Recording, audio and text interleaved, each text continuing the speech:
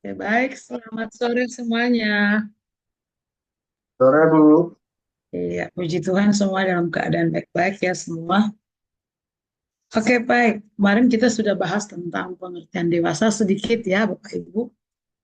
Oke. Nah, dalam kamus bahasa Indonesia, kita langsung-langsung aja nanti Bapak Ibu dapat diartikan bahwa eh, sampai umur atau akal balik ya, kanak-kanak atau remaja, tidak remaja atau tidak kanak-kanak lagi.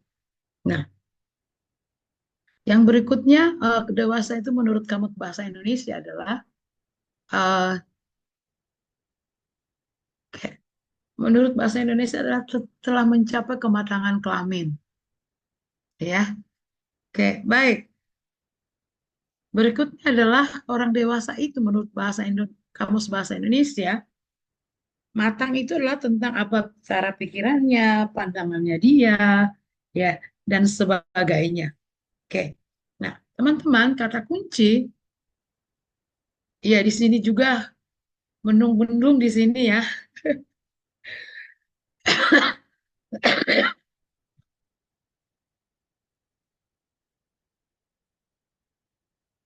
Oke. Kata kunci orang dewasa adalah tanggung jawab. Jadi kalau berbicara tentang orang dewasa itu adalah tanggung jawab. Kejadian pasal 1 ayat 6 sampai 6 sampai 27. Berarti dia bertanggung jawab atas dirinya sendiri dan bertanggung jawab untuk seluruh aspek kehidupannya. Oke. Jadi ketika ditanya apa kata kata kunci daripada dewasa adalah tanggung jawab. Nah, kita akan melihat apa dasar pak untuk orang dewasa atau keluarga. Oke. Hakikat pendidikan agama Kristen untuk orang dewasa adalah bagian terpenting yang akan mengarahkan setiap orang dewasa mampu mengambil keputusan. Untuk itu, hakikat atau dasar pendidikan agama Kristen untuk orang dewasa adalah bimbingan yang diberikan sehingga mengambil suatu keputusan dapat menerima resiko atau akibat dan tindakan dalam keputusan itu. Nah, dalam mengambil suatu keputusan itu ada beberapa pertimbangan yang perlu kita pertimbangkan sebagai orang dewasa itu, yaitu pertimbangan moral antara lain apa, teman-teman? Yaitu ketika kita mengambil suatu keputusan, mengambil suatu tindakan, kita harus berpikir tentang apa? Benar atau salah, ya. Kalau anak-anak kan hajar aja. Tapi orang dewasa, dia akan berpikir, apakah ini benar, apakah ini salah.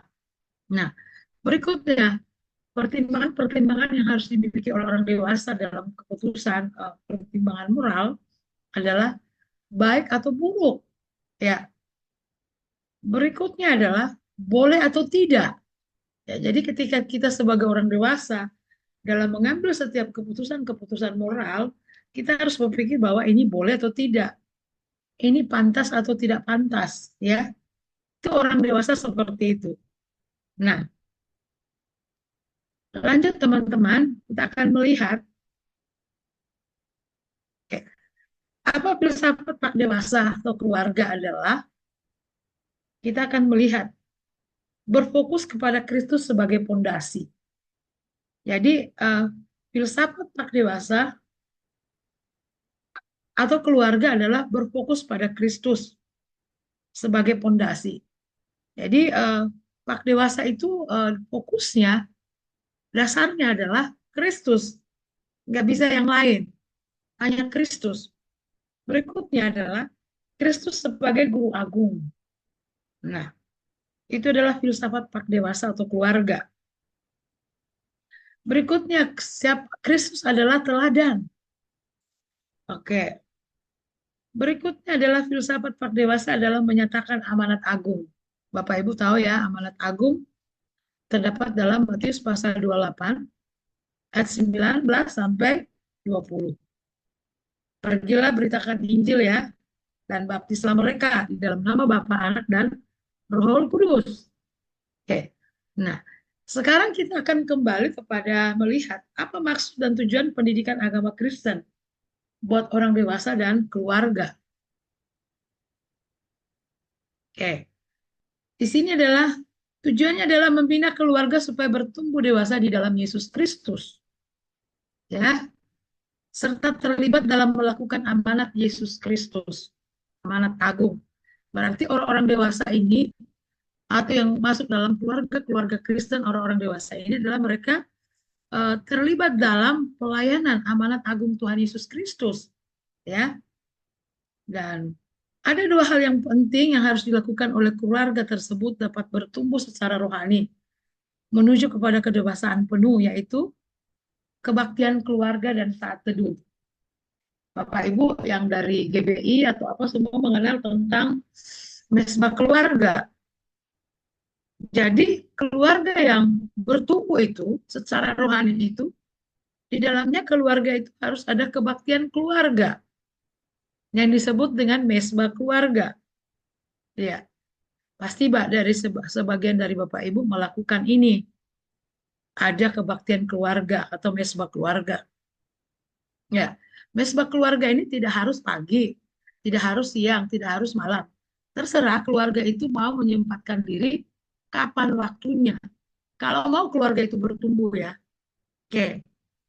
Yang kedua adalah saat teduh, ya. Saat teduh itu juga dipentingkan, sangat penting dalam keluarga itu. Ini saat teduh ini biasanya adalah eh, hubungan pribadi orang tua dengan Tuhan ya. Kalau tadi kebaktian keluarga, ya. Jadi orang tua itu dia punya saat teduh tersendiri. Nah, jadi kalau dalam keluarga Kristen, ya supaya tidak terlambat pelayanannya, paling tidak jam 4 sudah bangun ya. Ya, sudah berdoa sendiri, saat teduh sendiri. Berikutnya adalah membangunkan anak-anak untuk masuk dalam kebaktian keluarga. Nah, nggak bisa diremehkan akan kebaktian keluarga ini. Oke, kadang-kadang orang Kristen, keluarga Kristen meremehkan akan mesbah keluarga. Ya, mesbah keluarga tidak harus ibadah resmi seperti itu. Mesbah keluarga Bapak Ibu bisa dilakukan dalam ruang makan, ya baca Alkitab, nyanyi, berdoa. Iya, itu mesbah keluarga.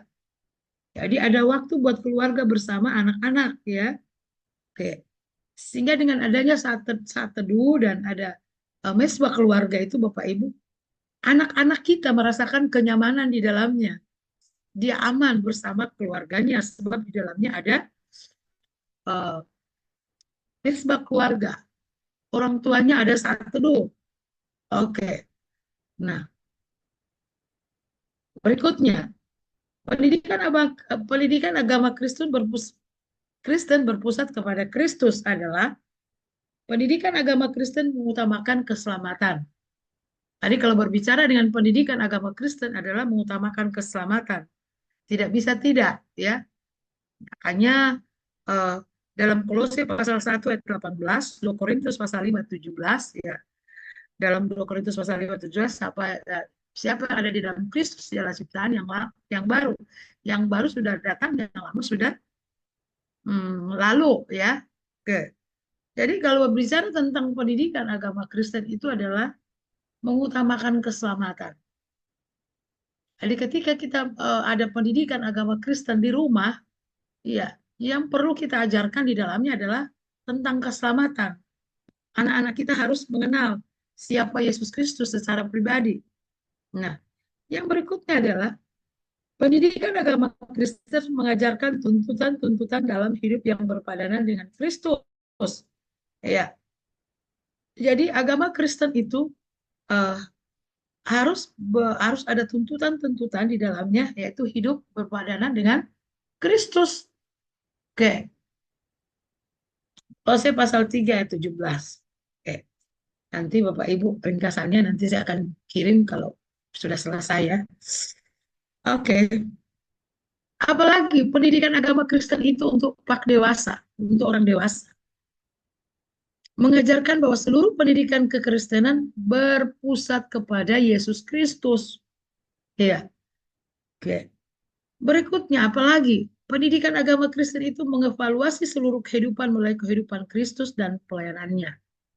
Jadi harus ada evaluasi tentang seluruh kehidupan Yang evaluasi kita harus mengevaluasi apakah kehidupan keluarga itu sesuai dengan kehidupan Kristus atau tidak, ya.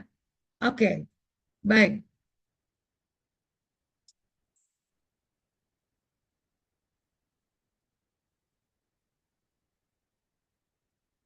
Oke, jadi Kristus menjadi pusat kehidupan kita. Maka pertumbuhan sosial, moral, fisik, mental, emosional, dan spiritual harus menjadi seimbang, ya. Kadang-kadang orang lebih mengutamakan akan spiritualnya dibanding tentang mentalnya, tentang fisiknya, tentang moralnya, tentang sosial, ya. Harus seimbang, ya. Harus seimbang. Nah, dan di atas semuanya itu harus ditopang dengan spiritual, ya. Semuanya akan menjadi seimbang ketika fisik, mental, emosional, sosial, moral itu didasari dengan spiritual, ya. Oke, kehidupan yang seimbang hanya dimiliki oleh Yesus Kristus. Jadi kalau mau punya kehidupan yang seimbang, hanya Kristuslah teladan hidup kita. Tidak bisa tidak, sebab hanya Kristus saja yang punya kehidupan yang seimbang, ya, yang jadi teladan buat saya dan saudara. Oke, kita akan mengenal lebih dalam lagi tentang siapa orang dewasa. Nah, di sini menurut Douglas Heath, ya seorang tokoh, dia mengajarkan bahwa orang dewasa itu adalah sanggup memutuskan dan sanggup menerima resiko dari keputusan itu yang diambil. Jadi orang dewasa itu adalah dia sanggup menerima resiko yang dia harus uh, dia harus terima dari semua keputusan yang dia ambil. Kalau saya mengambil keputusan ini, mengambil keputusan ini, jadi resiko apapun harus saya tanggung, ya. Itu orang dewasa. Berikutnya, sanggup untuk melawan situasi yang membawa dia kepada situasi yang lebih sulit, serta dapat mempertahankan keyakinannya. Oke, jadi orang dewasa itu melawan situasi akan membawa dia kepada situasi yang lebih sulit. Jadi orang dewasa itu dia mampu menyikapi setiap persoalan yang terjadi dalam hidupnya, ya. Ya, oke. Dan dia mampu untuk dapat mempertahankan keyakinannya. Oke. Berikutnya, sanggup menguasai pengalaman-pengalaman baru yang mempengaruhi hidupnya dan dapat menerima hal-hal yang baru untuk menambah pengetahuannya. Jadi orang dewasa menurut Pak Douglas Heath, menurut dia adalah dia harus mampu menguasai pengalaman-pengalaman yang baru yang mempengaruhi akan hidupnya, ya, dan menerima hal-hal yang baru, ya, untuk menambah pengetahuannya. Jadi hidup kita ini harus menerima hal-hal yang baru. Kita nggak bisa juga uh, tidak bisa juga apa di sini teman-teman, kita tidak bisa dalam zona nyaman yang tidak mau menerima hal-hal yang baru. Harus kita menerima hal-hal yang baru supaya itu adalah menambah pengetahuan saya dan saudara. Iya, ini cuaca buruk ya di mana-mana. Saya baru berhenti. Puji Tuhan. Oke, berikutnya orang dewasa itu apa? Dapat menghadapi tekanan sosial dunia. Karena ia memahami ia ada di dalam dunia tetapi bukan milik dunia. Jadi orang dewasa itu dia harus menghadapi tekanan dunia. Tekanan dunia seperti apapun tidak akan membuat dia mundur sebab dia mengetahui persis bahwa dia ada di dalam dunia tapi bukan dunia yang menguasai dia, bukan dunia yang menjadi miliknya dia, tetapi dia adalah uh, milik Kristus, ya. Jadi tekanan-tekanan yang terjadi dalam kehidupan kita sebagai orang dewasa harus mampu kita menghadapi semua tekanan-tekanan sosial itu. Ya, nggak cengeng lah istilahnya. Oke, ya, dia dapat menyelesaikan masalah-masalah yang dia hadapi. Oke, nah berikutnya kita akan melihat ada beberapa lagi ciri-ciri kedewasaan adalah sanggup memenuhi kebutuhan pribadi. Nah, jadi ketika orang itu sudah berusia 21 tahun ke atas, kalau ada yang masih kuliah, biasanya masih bergantung sama orang tua, ya. Ya. Tetapi ketika dia sudah bekerja, Orang dewasa itu sanggup memenuhi kebutuhan pribadinya, tidak bergantung lagi sama orang lain, tidak lagi bergantung sama orang tua. Oke. Jadi orang dewasa itu sanggup memenuhi kebutuhan pribadinya. Berikutnya, sanggup menerima tantangan. Wah, orang dewasa itu akan berkata, selamat datang masalah. Ya, itu orang dewasa. Orang yang masih anak-anak, dia takut menghadapi masalah itu. Tapi orang yang dewasa, dia tidak akan pernah takut dalam menghadapi masalah ini. Namanya juga orang dewasa. Ya, oke. Sanggup membedakan yang sungguh-sungguh dan yang tidak. Jadi orang dewasa itu sanggup membedakan ini sungguh-sungguh apa tidak. Kadang orang-orang yang tidak bersungguh-sungguh, ya kita harus bisa bedakan ini sungguh-sungguh atau tidak. Kalau tidak sungguh-sungguh, ya kita buat supaya jadi sungguh-sungguh. Oke, dapat mempertahankan keseimbangan. Ya, keseimbangan hidup itu sangat penting buat orang dewasa. Ya, keseimbangan hidup sosialnya, ya, hidup hidup sosialnya, hidup spiritualnya itu harus seimbang. Tidak bisa tidak, harus seimbang. Oke. Dapat menerima dirinya dalam keadaan apapun. Jadi orang dewasa itu dia mampu menerima keadaannya atau dirinya sendiri dalam keadaan apapun. Oke, baik. Mungkin sampai di sini ada teman-teman yang mau bertanya, silakan.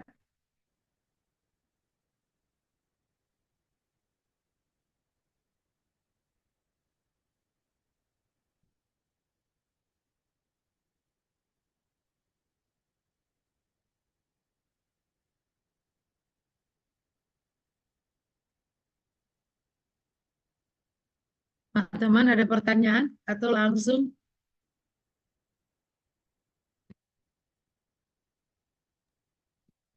Langsung, Bu. Oke, baik. Oke. Oke, pengertian pendidikan agama Kristen pada keluarga. Nah, Bapak Ibu semua Bapak Ibu sudah berkeluarga rata-rata di sini ya. Kita tahu bahwa lembaga masyarakat yang paling kecil tetapi sangat penting adalah keluarga. Ya, keluarga itu adalah lembaga yang paling kecil dan dia adalah merupakan tempat di mana anak-anak bertumbuh, ya, menyangkut ya tubuh, akal budi, hubungan sosial, kasih dan rohani. Nah, jadi keluarga ini merupakan tempat memberi energi, perhatian, komitmen. Orang tua itu memberikan perhatian, energi, perhatian, kasih dan lingkungan untuk kondusif untuk bertumbuh dalam tempat untuk tumbuh kembang anak. Nah, makanya kalau orang yang belum dewasa menikah itu repot ya. Dalam pendidikan anak itu tidak akan maksimal ya. Sebab ketika dia berkeluarga yang dipentingkan di sini adalah tempat untuk tumbuh kembang anak dalam keluarga itu. Oke. Nah, anak itu akan mengalami suatu pertumbuhan rohani ketika ayah dan ibunya itu memiliki kehidupan rohani yang baik. Tidak akan mungkin terjadi ketika anak-anak itu bisa bertumbuh secara rohani, orang tuanya tidak punya kehidupan rohani yang baik. Nah, di dalam keluarga selalu harus ada apa? Komunikasi, ya, satu dengan yang lain, ya. Oke, komunikasi satu dengan lain. Sebab dalam pernikahan ya kita akan uh, mungkin Bapak Ibu di sini ada yang menikah berbeda suku, ya, berbeda usia, terus berbeda gereja, ya, berbeda gereja. Orang berpikir bahwa berbeda gereja nggak masalah, yang penting seiman, ya bisa saja. Tapi kalau gerejanya beda-beda, ya itu juga masalah buat anak-anak. Entah nggak tahu anak-anak itu mau ke gereja yang mana. Iya, oke. Nah, keluarga terutama orang tua perlu mengetahui karakter setiap anak. Setiap anak itu punya karakter masing-masing. Nah, harus diperlakukan dengan cara yang berbeda. Sebab anak itu pasti beda. Anak pertama, anak kedua, berbeda semuanya, karakternya berbeda. Jadi cara memperlakukan kita pun harus berbeda. Tidak mungkin sama. Oke, ya. Itulah pengertian Pak dalam pendidikan dalam keluarga ya. Oke,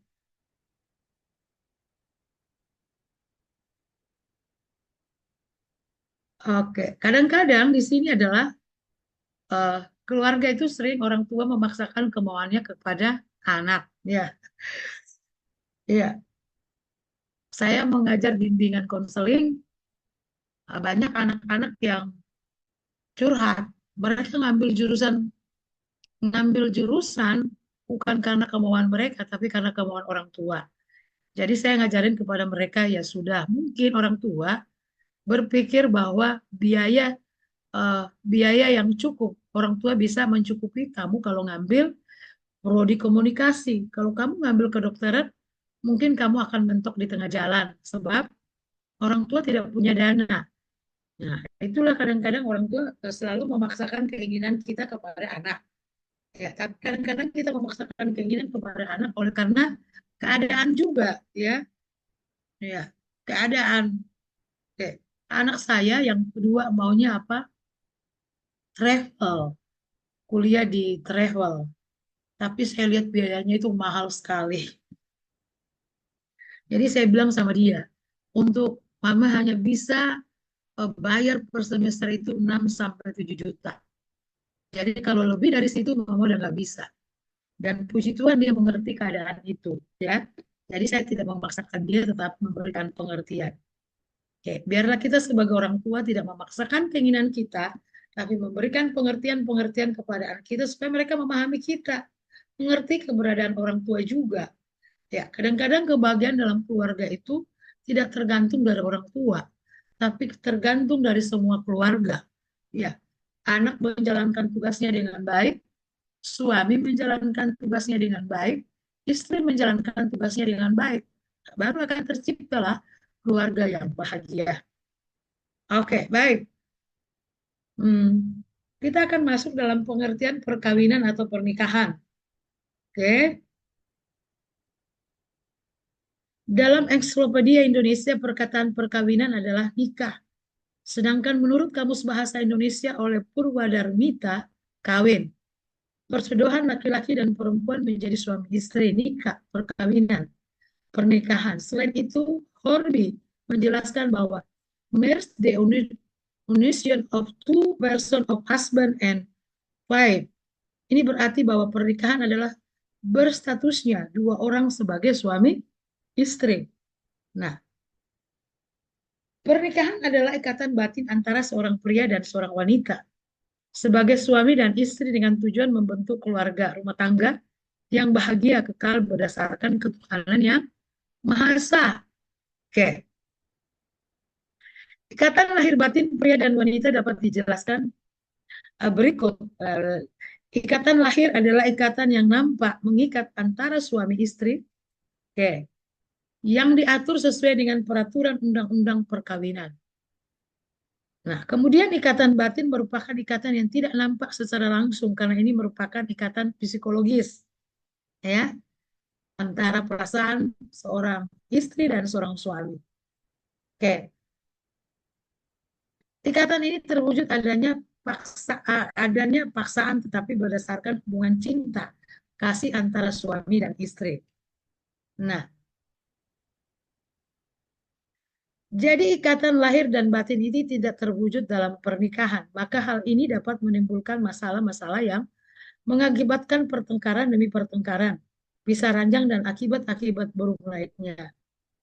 Jadi dalam keluarga itu jika tidak ada, saya lagi sakit gigi, jika kata lahir batin itu tidak terwujud dalam pernikahan, maka hal itu akan menimbulkan masalah-masalah yang mengakibatkan apa di dalamnya. Ada pertengkaran, ada pertengkaran, pertengkaran, bisa ranjang dan akibat-akibat burung lahir. Sebab tidak ada apa ikatan batin, hmm? Ikatan batin antara suami dan istri. Ya udah, jadi suami aja, dari istri aja. Jadi tidak ada satu ikatan batin yang mengikat suami istri ini. Jadi eh, apa-apa akan terjadi suatu pertengkaran, Bapak Ibu. Oke, ini buat anak-anak muda yang udah tua mungkin sudah melewati ya. Tapi ini lapak dewasa kita belajar tentang keluarga. Oke.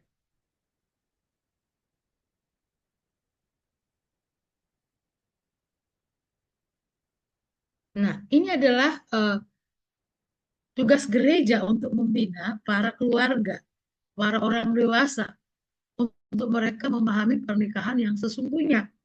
Tugas gereja, ya. Oke. Baik.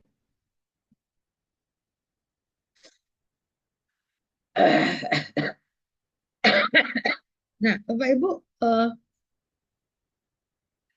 dalam kenakalan-kenakalan yang dilakukan oleh anak-anak para remaja banyak terjadi oleh karena apa? Kurang perhatian dari orang tua, kurang bimbingan, ya, kurang bimbingan dari keluarga, ya. Pokoknya anak itu yang penting kasih makan, kasih jajan, tidak pernah ada bimbingan-bimbingan, tidak ada pernah ada pengajaran-pengajaran dalam keluarga. Sehingga anak-anak itu ketika masuk dalam remaja, terjadilah kenakalan-kenakalan remaja. Saya berharap supaya tidak ada kata yang berkata bahwa kenapa anak pendeta itu nakal. Ya, tidak ada kalimat-kalimat seperti itu ya. Oke, sebab saya tidak setuju dengan kalimat-kalimat seperti itu. Saya adalah pendeta, anak saya tidak ada yang nakal, ya. Jadi kalau ada yang bilang, kenapa? Ada yang bertanya kepada saya, kenapa Bu, anak-anak pendeta itu nakal? Tidak semua. Itu hanya baru apa? Cuman baru apa sih? eh, Asumsi. Nah, belum ada penelitian khusus. Tapi kalau saudara mau mengadakan penelitian khusus silahkan. Tapi itu baru asumsi. Sebab ketika menemukan salah satu aja anak pendeta yang nakal, disamaratakan. Padahal kan beda, Bapak Ibu. Oke, baik. Kunci utama keluarga bahagia adalah saling cinta dan kasih sayang antara suami dan istri. Ya, kunci bahagia ya. Oke. Sang suami akan menghargai dan memberikan segenap cinta dan kasih sayangnya kepada istri. Jika kaum wanita pun memberikan cinta dan penghargaan kepada suaminya. Gereja mengajarkan bahwa Allah menyiapkan dan memberkati perkawinan dan keluarga agar Allah mempunyai rencana dan tujuan tertentu. Ya, oke, berikutnya. Untuk lebih memahami keluarga, ada hal-hal berikut yang perlu mendapat perhatian kita. Nah, keluarga adalah unit dasar dari masyarakat. Unit dasar dari masyarakat. Oke. Menurut rencana Allah, keluarga terdiri dari satu pria, satu wanita, dan anak-anak. Jadi tidak ada keluarga yang dua pria, dua wanita. Tetapi satu pria, satu wanita, dan anak-anak. Ya, Kejadian pasal 1 ayat 2 ya. Kita semua tahu bahwa keluarga adalah tempat pertama dan utama melatih dan mendidik anak. Dari keluarga lah pertama melatih, mendidik anak. Keluarga yang pertama memberikan pendidikan agama Kristen. Jadi anak itu ketika menerima pendidikan agama Kristen itulah pertama dalam keluarga. Enggak di gereja tetapi dalam keluarga. Oke. Keluarga adalah tempat untuk melatih para calon pemimpin. Wah, jadi ada anak-anak yang jadi pemimpin itu Bapak Ibu. Jadi itu dari ibunya juga, dari orang tuanya juga yang sudah melatih dia untuk menjadi seorang pemimpin. Oke. Keluarga Kristen merupakan sebuah gereja kecil, ya. Sebuah gereja kecil yang di dalamnya ada mesbah keluarga, hanya dikatakan sebagai gereja kecil. Ya, ada mesbah keluarga di dalamnya ada doa, ya, ada baca Alkitab, ada nyanyi pujian, hanya disebut sebagai keluarga kecil. Oke. Nah, berikutnya kita akan melihat ada beberapa eh, bermacam-macam keluarga antara lain. Yang pertama, keluarga yaitu bapak, ibu dan anak dan seluruh isi rumahnya. Ini keluarga secara besar ya, yaitu bapak, ibu dan anak-anak dan seluruh isi rumahnya. Jadi dalam satu rumah itu semua yang tinggal dalam rumah kita adalah merupakan satu keluarga. Nah, yang berikutnya adalah keluarga inti. Keluarga inti itu adalah Ya, suami, istri, dan anak. Ya, itu adalah keluarga inti. Berikutnya, keluarga besar, yaitu keluarga yang tidak hanya suami, istri, dan anak-anak, tetapi mencakup di dalamnya ada ipar, ya, ada kakak ipar, ada ponakan, dan lain-lain. Itu namanya keluarga besar. Oke, ya. Berikutnya adalah keluarga sedara, yaitu sanak saudara yang berhubungan dengan keturunan. Ya, bisa om, ya, pokoknya saudara yang masih berhubungan dengan kita lah. Adiknya mama, adiknya papa, itu masih saudara dengan kita. Berhubungan dengan keturunan. Oke. Keluarga semenda, yaitu pertalian keluarga karena perkawinan. Jadi adik ipar, mertua, atau eh, iya ada ipar, mertua, kakak ipar, itu adalah keluarga semenda. Jadi kita bertali apa punya hubungan oleh karena perkawinan. Keluarga parsial yaitu keluarga yang hanya terdiri dari suami istri tanpa anak. Jadi saudara-saudara yang tidak punya anak, belum dipercayakan Tuhan anak, ini mereka disebut keluarga parsial. Oke, teman-teman, sudah 1 jam. Mungkin ada yang mau bertanya, dipersilahkan.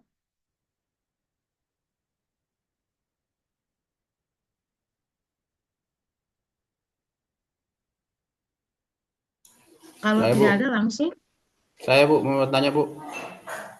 dengan siapa nih, Bapak? Saya dengan Guntur Rumapea Ibu dari Siantar. Mari, mari Bapak, mari Bapak. Silakan Bapak.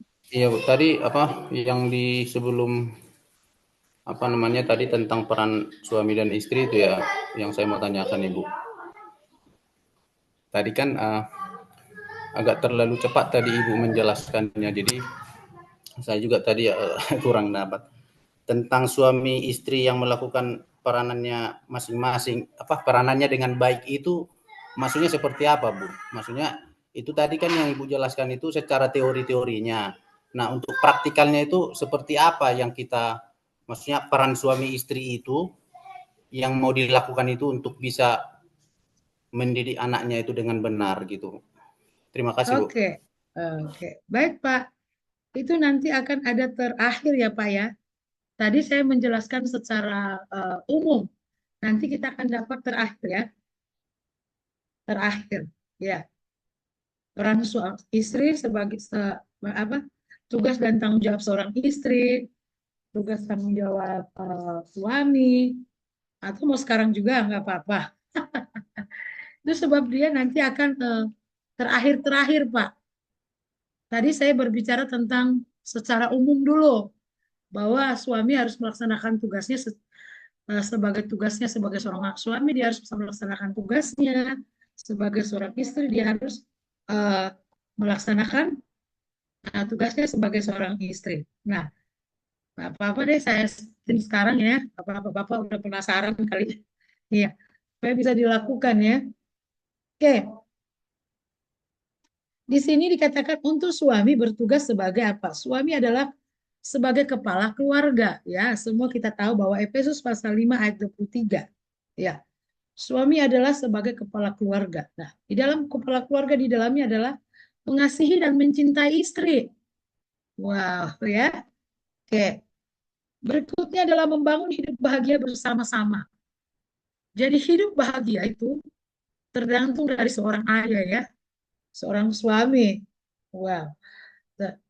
Mengasihi dia tanpa mementingkan diri sendiri. Oke. Menghormati dan menghargai sebagai makhluk yang lemah. Jadi sebagai suami, menghormati dan menghargai wanita itu sebagai makhluk yang lemah. Oke. Ya. Berikutnya adalah melindungi dan memelihara. Memelihara istri, ya. Memelihara istri. Ya. Setia kepada istri. Nah, sekarang terjadi perselingkuhan, ya, terjadi banyak perceraian karena suami adalah tidak masuk dalam setia kepada istri. Nah, berikutnya memelihara keluarganya. memelihara keluarganya. Nanti kita jelaskan lagi. Memperlengkapi, memenuhi kebutuhan jasmani keluarga.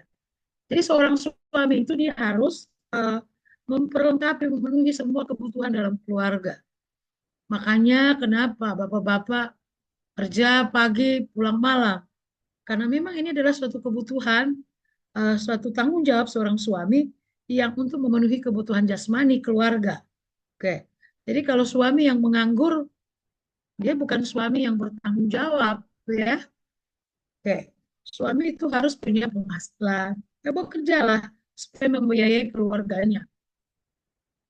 Saya bilang sama anak saya yang kecil perempuan, ketika kamu menikah, kamu tidak berdasarkan saja cinta. Kamu harus lihat berbagai hal. Ya, dia punya kehidupan yang mapan. Oke. Berikutnya adalah memperlengkapi, memenuhi kebutuhan rohani keluarga. Jadi kalau tadi kebutuhan jasmani, sekarang itu adalah kebutuhan rohani. Jadi ada mesbah keluarga, ada doa pagi di rumah, atau doa malam. Itu adalah tanggung jawab seorang suami. Mengajak istri dan anak-anaknya untuk berdoa. Oke, tapi sekarang banyak yang mengajak berdoa adalah istrinya, bukan suami. Oke, nah itulah tanggung jawab daripada seorang suami ya Bu, Pak ya.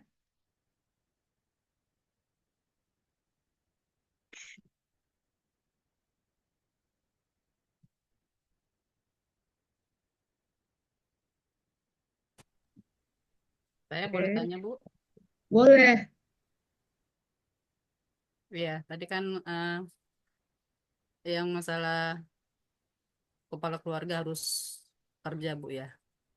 Bagaimana kita menyikapinya kalau kepala keluarga itu tidak bekerja dan tidak mau bekerja? Dia cuma mengandalkan istrinya saja dalam hal apapun itu.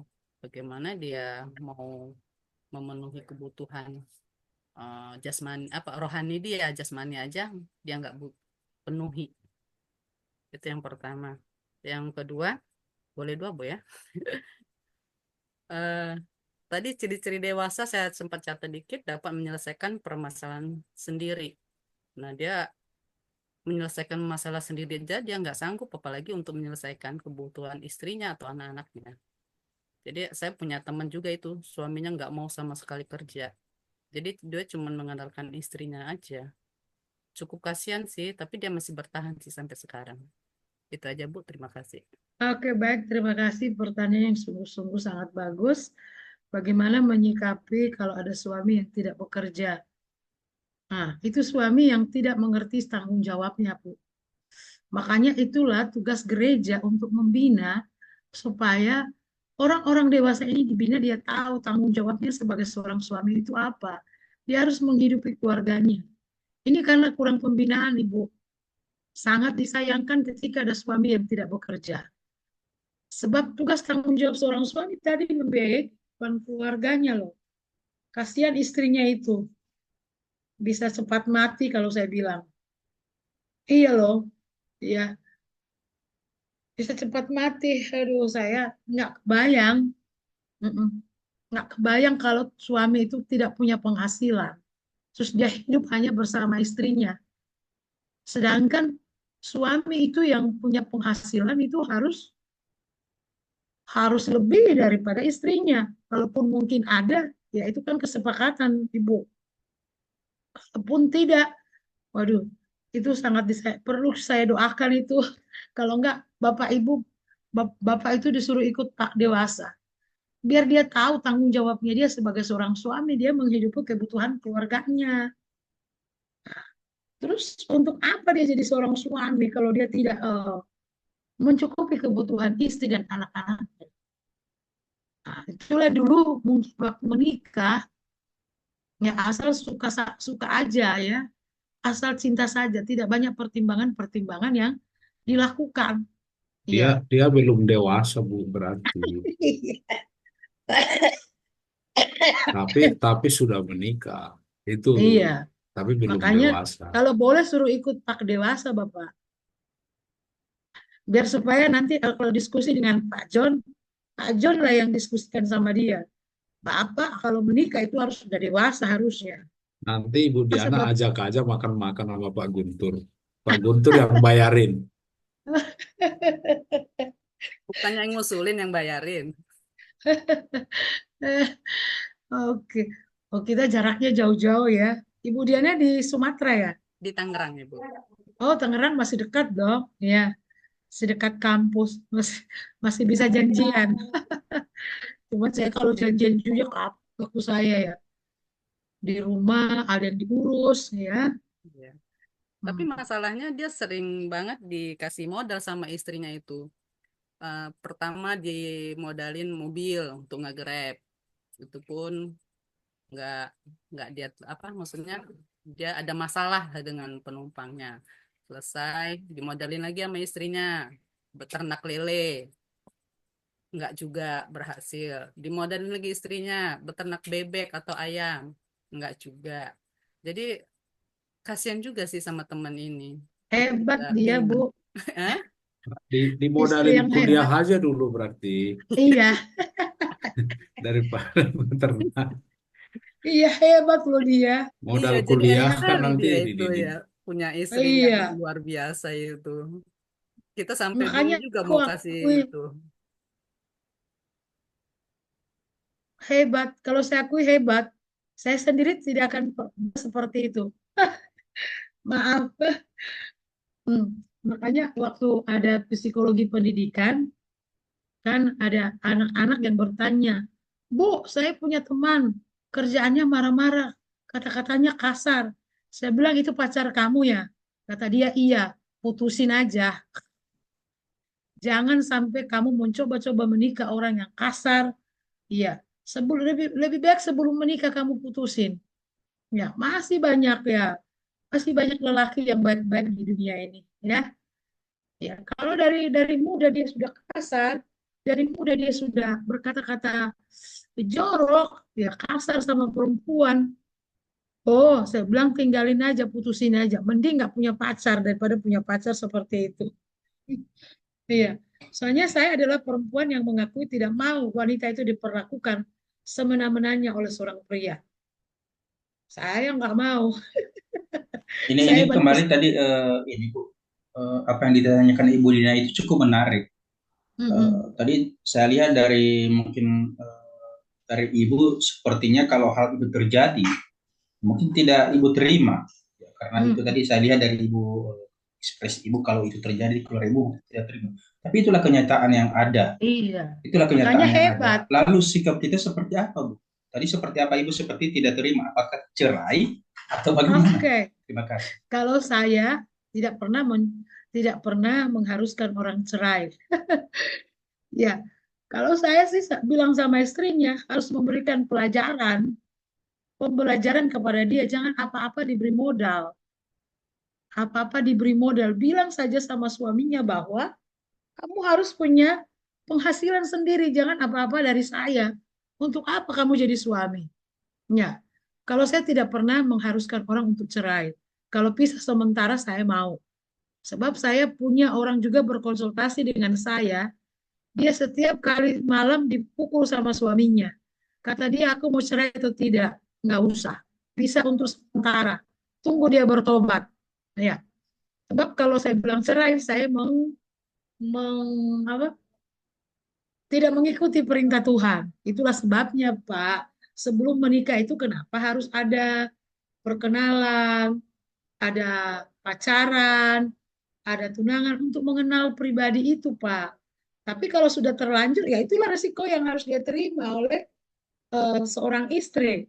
Sebab seorang istri ini adalah tunduk kepada suami. Memang wah hebat tuh istri itu. Kalau berbicara tentang tanggung jawab, istri itu adalah tunduk kepada suami. Efesus pasal 5 ayat 22 sampai 24. Jadi saya tidak mengharapkan untuk cerai, tapi saya mengharapkan untuk pisah sementara atau memberikan pelajaran. Pembelajaran supaya dia kapok bahwa dia sebagai seorang suami harus punya rasa tanggung jawab untuk memenuhi kebutuhan keluarganya. Kalau saya istrinya seperti itu, Pak. Tapi ini hebat ibu ini, makanya saya bilang keren. Oke. Tapi itu bisa dia hidup dalam Tekanan-tekanan psikologi, Pak. Oke. Dan itu mungkin saya pikir dia cepat sakit juga bisa. Oke. Ya, itu pendapat Memang saya sih, memang Pak. sudah sakit sih dia, Bu, sering keseleo, Iya kan? balpasi, stroke-stroke ringan gitu. Kasihan juga Ah, sih dia. Tapi memang karena suaminya tekanan-tekanan. sama sekali nggak mau berusaha. Jadi dia memang udah untuk ngangkat air aja, air galon aja tuh suaminya nggak mau. Astaga. Luar biasa emang ini teman kami ini. Oke. Jadi saya sih pendapat saya seperti itu tadi Pak Satelia. Saya tidak mengharuskan untuk cerai, tapi saya ya bisa sementara atau memberikan pembelajaran. Sebab cerai itu tidak dikehendaki oleh Tuhan. Oke, itu jawaban saya. Saya tidak mau menjawab muluk-muluk, Pak.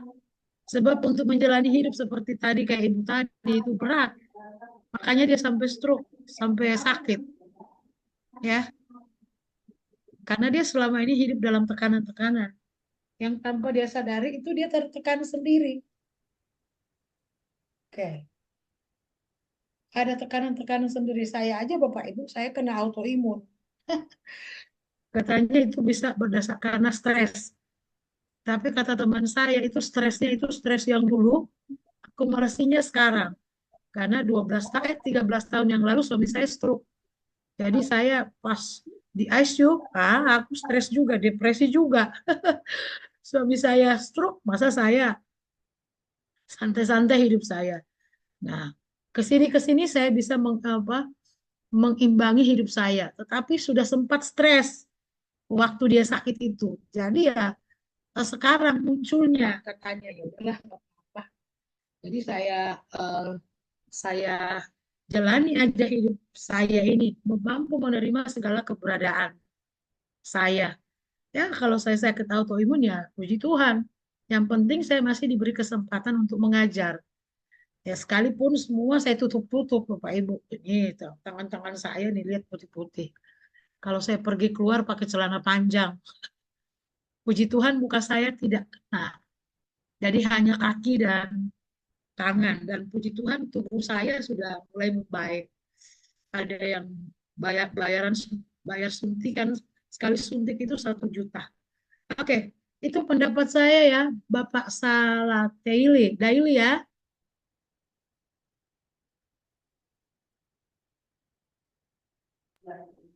Gimana Bu Diana? Ya, baik Bu, terima kasih. Tadi juga saya sempat catat, eh, kita dewasa itu bisa membedakan orang yang bersungguh-sungguh atau tidak. Untuk zaman sekarang sih agak susah Bu ya. Pasti banyak yang bermanis-manis. Tapi kita sebagai orang dewasa dituntut harus bisa baca loh Bu. Iya sih. Apalagi saya ini guru ya. Tapi kan nggak Hmm. semua orang Bu yang bisa Iya, membaca itu. Kadang-kadang tapi saya itu sebagai juga, seorang dewasa kita dituntut untuk bisa. Ini orang sungguh-sungguh sama kita apa enggak? Iya. ya, contoh aja kalau orang pinjam uang gitu, Bu pinjam uang dulu ya bulan, sungguh-sungguh dia bulan depan pasti saya akan kembalikan. Ya kita tunggu bulan depan, bulan depan, bulan depan. Memang dia nggak sebut tahunnya sih Bu, bulan depan di tahun berapa itu nggak dia sebutkan. Jadi ya, Kalau saya Bu Diana, kalau membantu seseorang jangan soal pinjam meminjam uang. Saya tidak pernah pinjamin orang uang. Kalau dia meminjam 1 juta, saya kasih 100 ribu, 200. Saya nggak pernah pinjam. Sebab ketika saya meminjamkan uang kepada dia, yang sakit hati saya. Ya, jadi kalau boleh Bapak Ibu, jangan pinjam meminjam. Mending kalau pinjam suruh ke bank aja. Apalagi Iya. suami istri ya Bu, jangan pinjam meminjam. Kalau suami istri mah bukan pinjam meminjam. wah Pak John ya. Iya, harus saling memberi. Jangan Makanya pinjam karena meminjam. nggak mau pinjam meminjam, dimodalin aja Bu sekalian. Jadi Bapak harus kasih duit sama istrinya. Jangan nanti-nanti kamu bayar ya. Istrinya ada di sini nggak Pak John? Nggak. Enggak Bu, Udah nanti dosen ya. nanti nggak enak kalau bicara begini. Saya pinjam meminjam. yang kalau kalau Pak Pras sama Ibu Ade, mereka sangat oke Bu, Aman-aman aja. aman mereka. Aman, oke. Ya emang kalau bicara tentang Pak keluarga ini ya bicara tentang suami istri, bicara tentang ini muter-muter situ aja. Nanti Bapak Ah, Ibu saya mau saya tanya kasih nih Bu, Bu, boleh ini Bapak.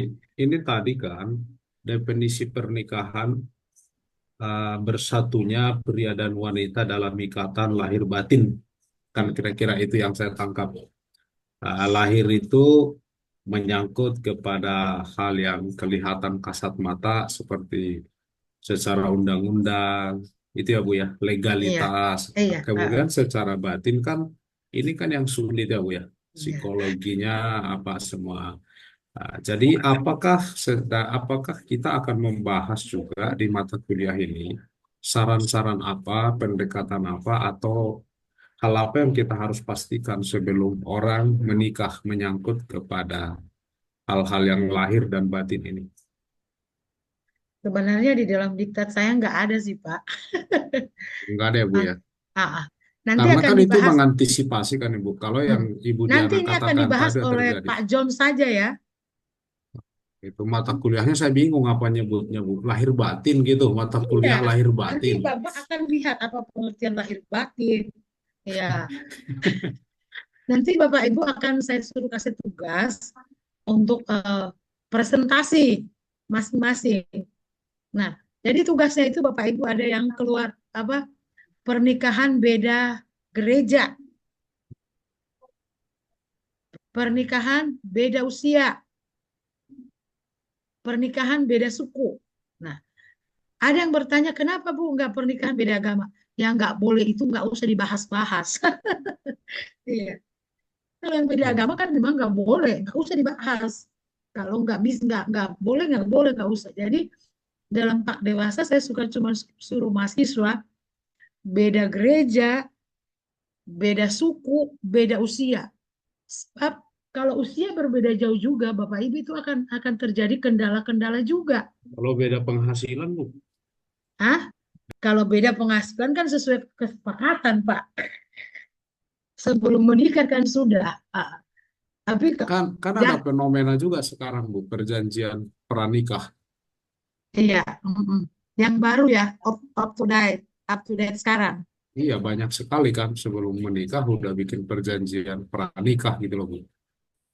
Nah, bolehlah kita bahas. Iya. Selama ini saya bahas sih ya, beda gereja, beda suku, beda usia. Oke, boleh juga beda penghasilan. Boleh juga, Pak. Terima kasih usulnya. Oke. Oke. Jadi begitu ya, teman-teman. Nanti mungkin sekali lagi kita pertemuan minggu depan. Saya akan presentasi. Habis itu Bapak Ibu yang presentasi. Oke. Ini karena mahasiswa kan, jadi mahasiswa harus menemukan sendiri, ya, apa hasil temuannya dia dan dipresentasikan. Mau sendiri-sendiri atau berdua, Bapak Ibu? Kalau berdua kan bukan muhrim nggak boleh Bu. Oh, Bapak John Sinaga ini. Ini Berdua kan itu ini pria kan dengan Pak pria. dewasa Bu. Kalau orang dewasa berdua-berdua bukan muhrim kan bahaya juga. Bahaya juga. Iya.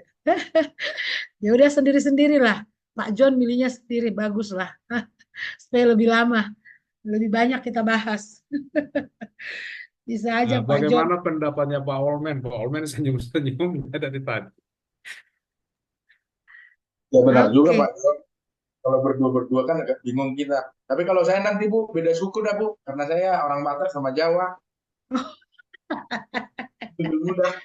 Iya, iya. Saya juga Sulawesi Utara dan Jawa. Wow, Saya beda penghasilan aja Bu, sampai sekarang masih beda. masih beda, beda penghasilan. Kalau menurut Pak Dewasa yang penting punya penghasilan, Pak. Yang tadi yang dibahas Ibu Diana itu, aduh repot banget tuh. Masa nggak punya penghasilan sama sekali?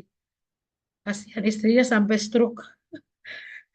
Berat, berat tekanan hidupnya itu. Sebab dalam Sebenarnya sebenarnya ada solusi Bu. Biar suaminya punya penghasilan, istrinya gaji aja untuk ngantar-ngantar dia.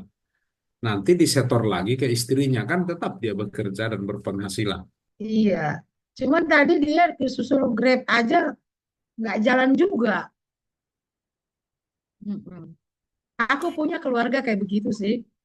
Kemana-mana dia diantar suaminya. Jadi buat apa ganti Grab, jadi suaminya yang kemana-mana. Karena suaminya jadi ada pemutusan hubungan kerja. Kalau udah umur-umur segini kan mau lamar kerja lagi susah ya. Mm-mm. Kami ada kasus juga di gereja pernah aku tangani begini, Bu. Ah, tapi bersyukurnya kan suaminya juga rendah hati. Nah, itu dia. Awalnya adalah ah, kalau laki-laki, dia sebenarnya laki-lakinya sangat bertanggung jawab secara karakter. Dia juga dibesarkan bahwa laki-laki lah yang harus bertanggung jawab untuk semua penghasilan. Itu sebenarnya dia juga punya keyakinan itu. Tetapi di satu masa, Bu, dia juga kan PHK. Baru dia juga cari kerja. Tapi di saat yang sama, istrinya lagi lebih bagus penghasilannya, Bu. Ya kan, istrinya lebih bagus penghasilannya. Kalau dipaksakan, dan mereka ada dua anak kecil. Kalau mereka berdua bekerja, mereka juga bayar pembantu. Itu juga sayang, karena gaji satu orang hanya bayar pembantu, kan gitu. Itu juga Habis.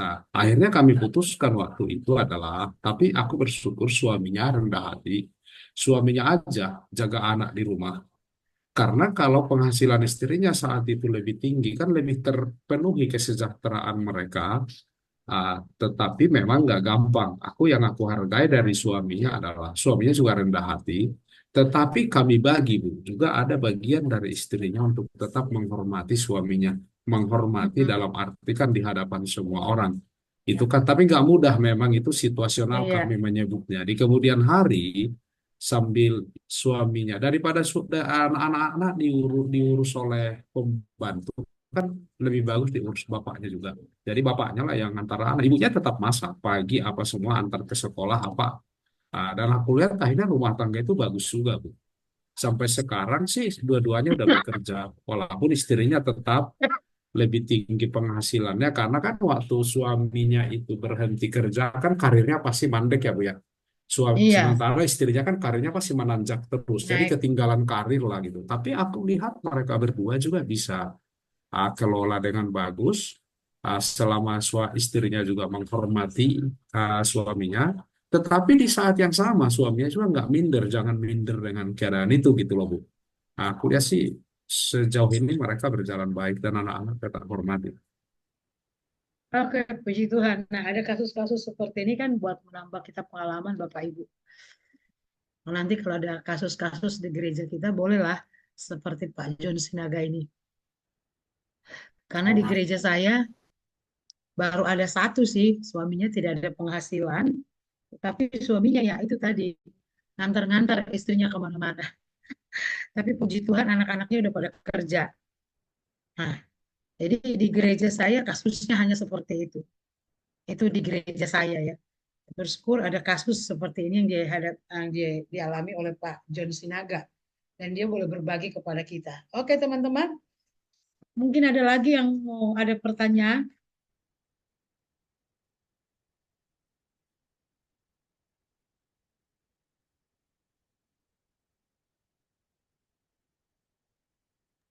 Kalau dari saya sedikit Bu, menambahkan aja yang case Boleh. di Pak John tadi, kebetulan kita juga di teman majelis waktu itu ada juga seperti itu. Kebetulan suaminya waktu itu kontrak juga kerja, istrinya honorer di pegawai negeri. Nah, di waktu memutuskan ininya, ternyata istrinya bisa diangkat jadi pegawai negeri di Pemda kan. Nah, disitulah pergumulan ininya pun yang kecil juga.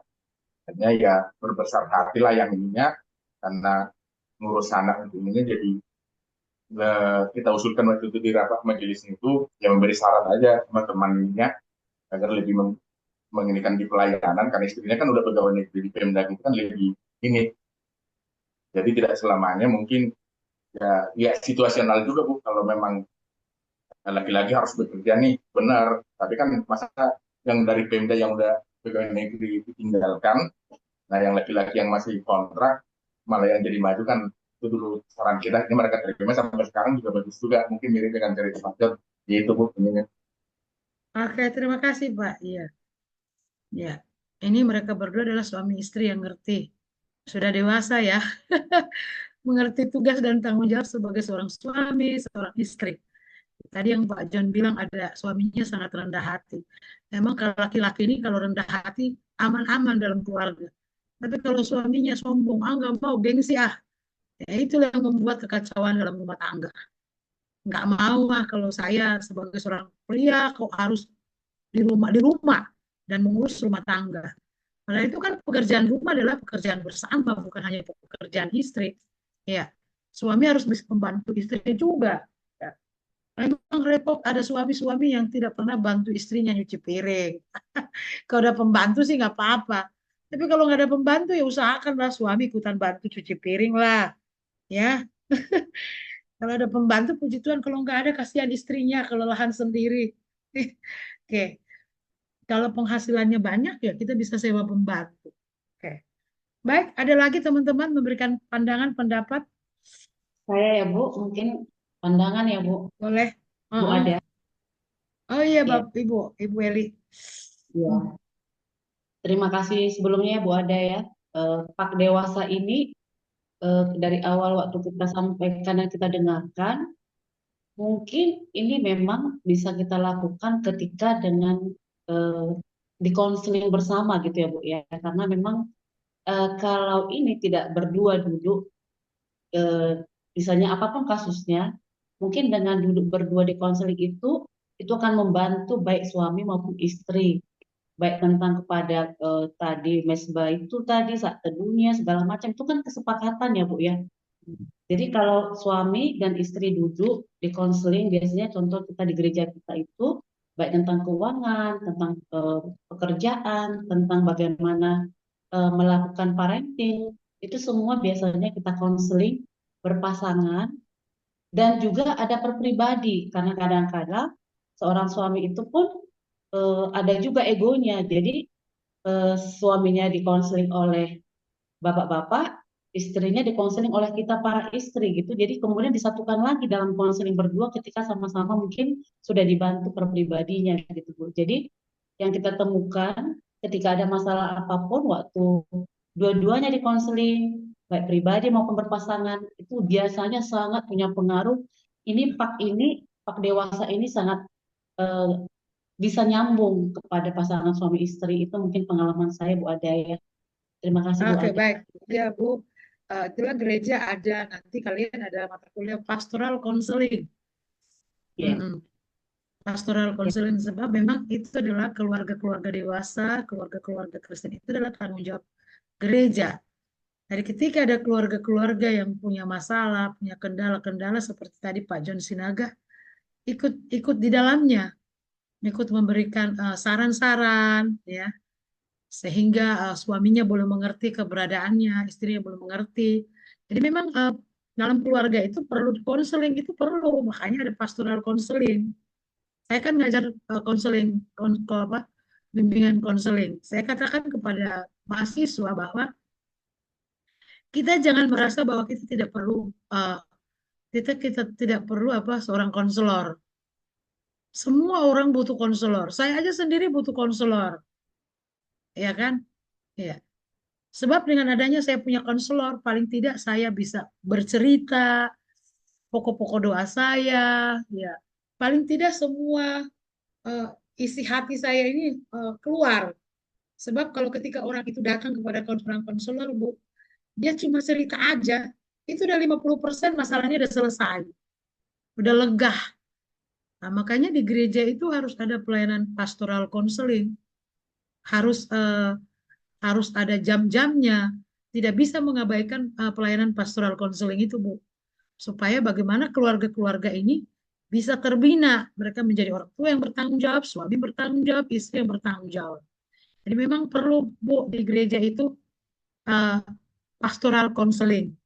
Jadi ini Pak Dewasa ini adalah hanya membawa kepada kita bagaimana kita menjadi seorang suami, seorang istri, dan bagi yang belum menikah, dia mempersiapkan diri ini semacam katekisasi.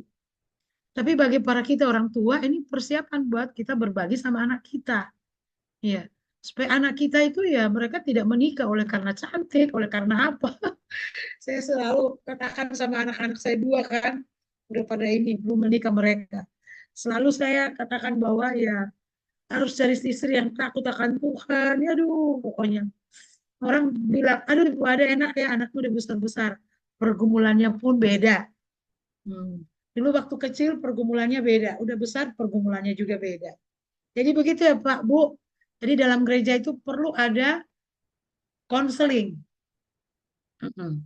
Nanti Ibu usulin di gereja Ibu supaya ada layanan konseling. Itu penting sekali sebab banyak orang yang kadang-kadang merasa dia tidak bermasalah, tapi sebenarnya dia bermasalah.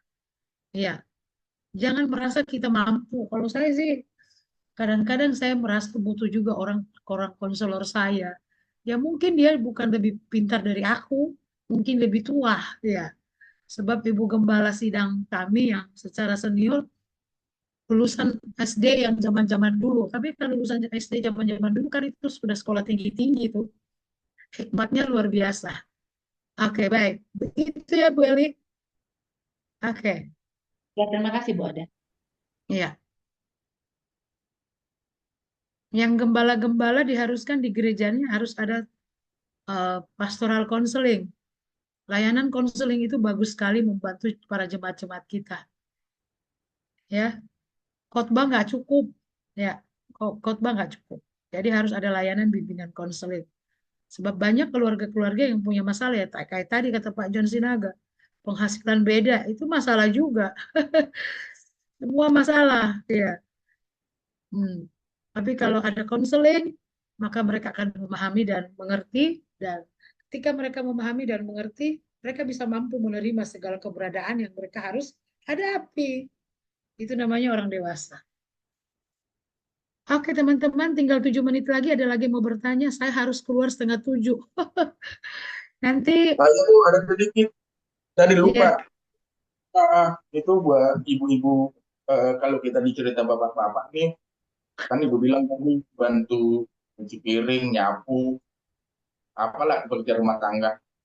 Jadi kalau di keluhan kita bapak-bapak, saya sampai sekarang Bu, mungkin tolong dibantu. Saya nggak ngerti itu gimana cara ibu-ibu beli cabai 2.000, beli bawang 2.000. Itu sampai sekarang saya nggak ngerti loh Bu. Karena kalau kita disuruh ke pasar nih, ya kita beli. Ya oke lah istri kita lagi sibuk, berangkat ke pasar nih. Beli, kalau saya kan seplastik. Nah, berapa ini? Udah beli, domelin lagi. Nah, kira-kira itu maksudnya kalau pikir ininya cabai, saya nggak ngerti beli cabai itu 2.000 caranya gimana. Berarti Pak Olmen nanti buat tugasnya berpasangan dengan Ibu Diana, Pak Olmen. Jadi bisa diskusinya arah sana nanti.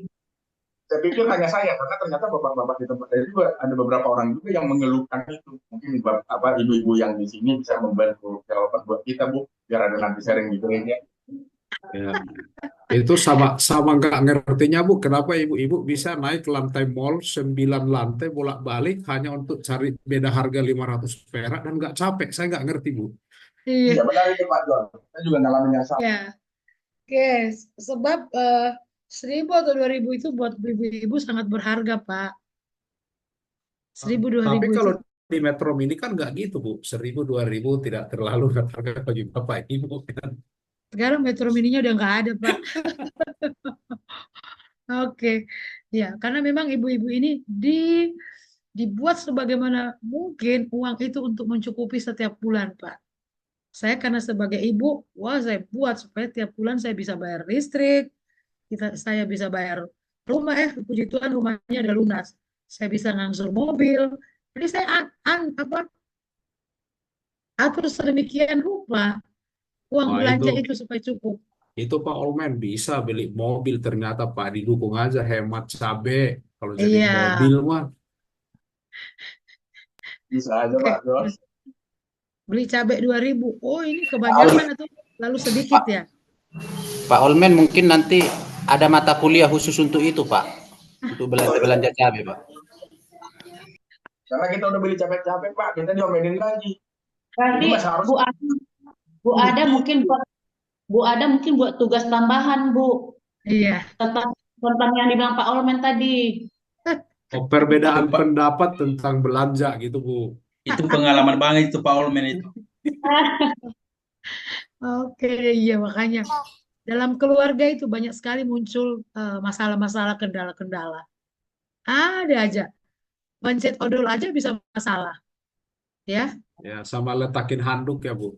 Iya, itu semuanya bisa jadi masalah kalau kita tidak dewasa dalam Tuhan, ya. Iya, pertama saya waktu menikah pencet odol aja bermasalah dengan suami saya.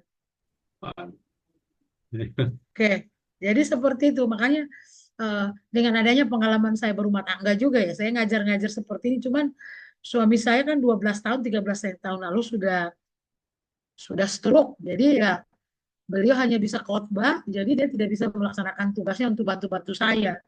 Malah kerjaannya dia saya yang kerjain. Nah, kemarin ada apa garasi rumah saya ditiup angin kencang jadi terangkat. Jadi saya harus cari tukang dan tunggu tukang. Saya tidak ke kampus ikat, saya bilang, maklum ya, soalnya saya kerjaan laki aja saya kerjain. Kan saya mampu menerima segala keberadaan, kan saya tidak mau sungut. Sebab Tuhan, semua Tuhan punya rencana kehendak suami saya itu sakit gitu ya. Oke Bapak Ibu ya, kita ketemu minggu depannya. Sebab tinggal 2 menit lagi, saya harus gabung di kelas eksekutif 6:30. Oke, silakan Pak